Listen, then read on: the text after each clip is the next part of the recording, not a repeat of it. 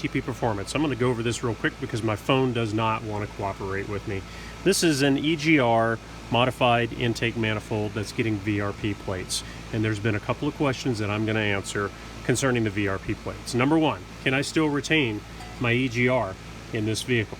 Yes, you can. You can drill a hole right in the end of your VRP plate right there, line it up, and you'll still have EGR access into the intake manifold. I don't use it. I don't work with EGR anymore. I think it's old school technology, so I think we've got better ways of tuning the vehicles. So, moving right along, the center divider wall right here.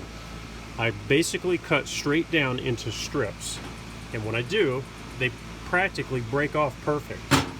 Once I get done with that, I take my porting bits and I go back in and I completely smooth out that whole area down there.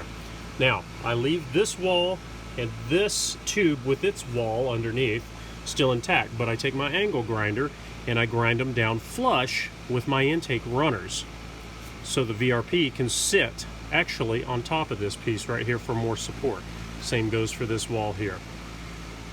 Now, make sure if you're doing any port work on your manifold, and you'll need 6-inch and 8-inch bits to be able to reach down in here. And most guys start with 30 thousandths off of each wall in here, and then they'll gasket match down here. You'll see that this manifold, I'll do this one too. But anyway, do your port work first, and then come back and fit your plates. Don't put your plates in place and then try to work around them. So, when you first get your VRP plates, people ask this all the time. When they first get them, they're like, man, these things aren't even close to fitting in my manifold. I don't understand what's going on. You know, big gap right here. This sits up 2 inches high right here. You know, I can slide my finger all the way underneath here.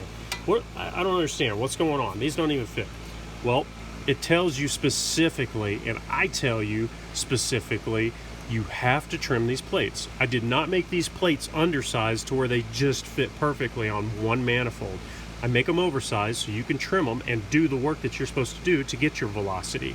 So you're going to have to do some work. So in the case of this one right here, you can see I'm sitting up too high.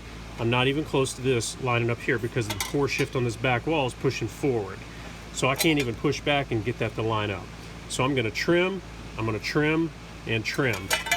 And by the time I'm done with it, I'm going to end up with one that fits perfectly in place. And you can see that.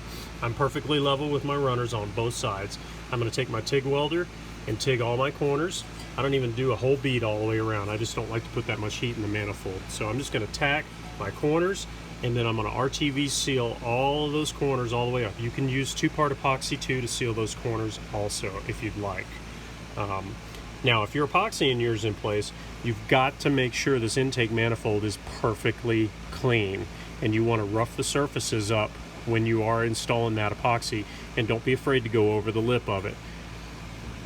Not my favorite way to do it, but obviously I'm still running one of my intake manifolds on one of my trucks here with that same setup, and I've beat on that thing probably 60 times on the dyno now and not had a problem with it, and it's daily driven. So if you got any questions, always feel free to call, give me a holler on Facebook Messenger, shoot me an email, throw me some pictures, say, hey man, what do I do with this right here? And I'll text you back. It may not be the same day, but I'll get back to you, and trust me, it's worth the results in the end. Hope you enjoyed this. Take care.